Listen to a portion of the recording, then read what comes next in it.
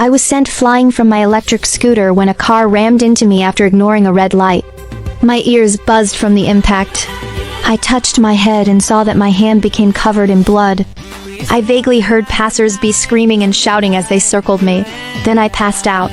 Before losing consciousness, I couldn't stop thinking about the video I'd just received. It had been recorded in a dimly lit karaoke room. A group of college students were gathered there, including my boyfriend, Evan Quill.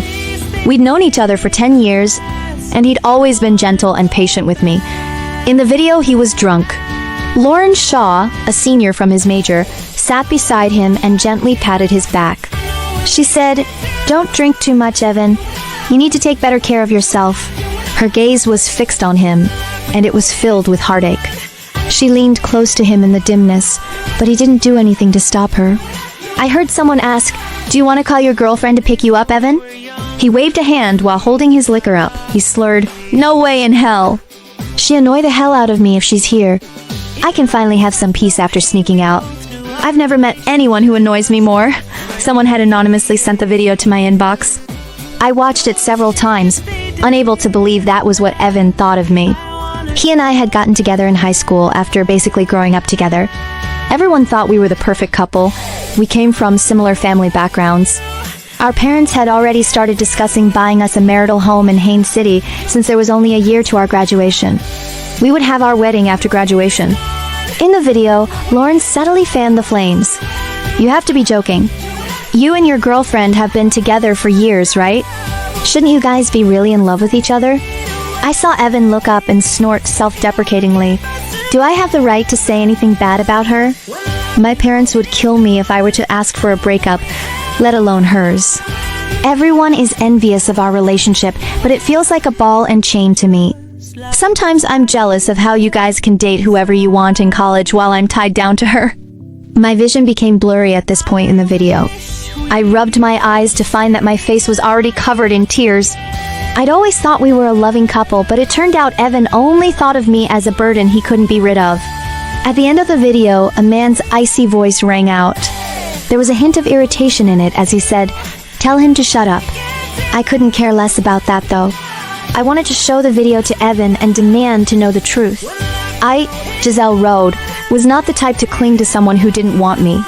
Since Evan thought I was a ball and chain, I would set him free. However, a car ignored a red light and rammed into me when I was crossing a junction. I slowly opened my eyes to be greeted by a spinning room and a splitting headache. I heard a doctor telling someone she's lucky that she only has minor injuries despite the car sending her flying. It's good she had a helmet on. A voice that was slightly icy but carried a hint of a tremor asked, "Why was she bleeding so much then?" "She has a head injury, so blood is inevitable. It's not major. We've already tended to the wound, but the patient needs to be observed after she's woken up." Then, another man's voice rang out. "Thanks, doctor. When will she wake up? I have something important to attend to, so I can't hang around here all day." Chapter 2.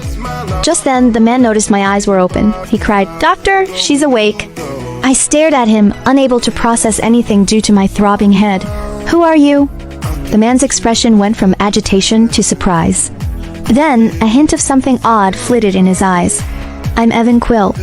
I thought I saw a trace of concern in his expression, but it was gone in the next second. He smiled awkwardly and backed up, pushing the man beside him toward the bed. I looked at him. His expression was slightly cold, but there was no mistaking the worry in his eyes. Evan said, "This is Nathan Lint, your boyfriend. I'm his doormate and your neighbor. I accompanied him here to visit you when I heard about your accident." Silence descended upon the ward. I watched as Nathan turned to look at Evan, seemingly angry about something. Evan merely prodded his arm and gave him a look. Nathan clenched a fist before releasing it again. He ignored Evan and crouched by my bedside, asking softly, "How do you feel? Does your head still hurt?" I nodded, tugging my wound in the process. The pain made me wince and bare my teeth. "Don't move," he said anxiously. "Watch out for your wound." I blinked and asked hoarsely, "Are you my boyfriend?" A trace of hesitation flashed in Nathan's eyes as he parted his lips to answer. Before he could say anything, Evan cried, "Yes, he is. You should stay here with your girlfriend, Nate. I need to go to Lauren to help her with something urgent, so I'll catch you later." After that, he hurriedly left and shut the door, looking like there was a monster in the room. Once he was gone, Nathan turned back to me and nodded after a brief hesitation. Yes, I'm your boyfriend. I want some water, boyfriend, I said. Nathan looked naturally aloof. When his face was devoid of emotion, he looked cold and distant. Even his personality was on the icy side. He was surprisingly good at caring for patients, though.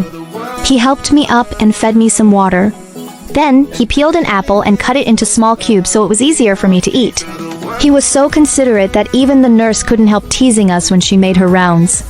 Your boyfriend doesn't look like the considerate type, but he's surprisingly adept at caring for you. Nathan didn't react to her compliment. Instead, he watched as I ate the apple cubes he'd just cut. The doctor mentioned that my memory loss was due to a blood clot in my brain from the accident. It wasn't too serious and would take a month at most for me to regain my memory. So far, all I knew was that Nathan and I studied at the same college and were in the same major. I couldn't help thinking there was something fishy about him being my boyfriend, though. When he and I watched a movie together in the ward, I would habitually reach for his hand or want to cuddle with him. However, the first time I leaned against his shoulder, I found him stiffening as if unused to it. I looked up to see that the tips of his ears were bright red.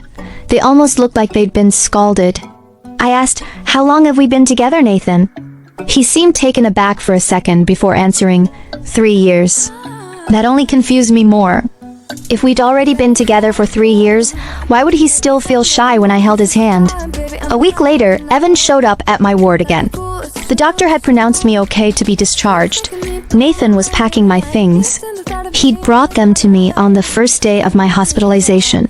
When Evan entered the ward, he saw me clinging to Nathan's arm as Nathan packed.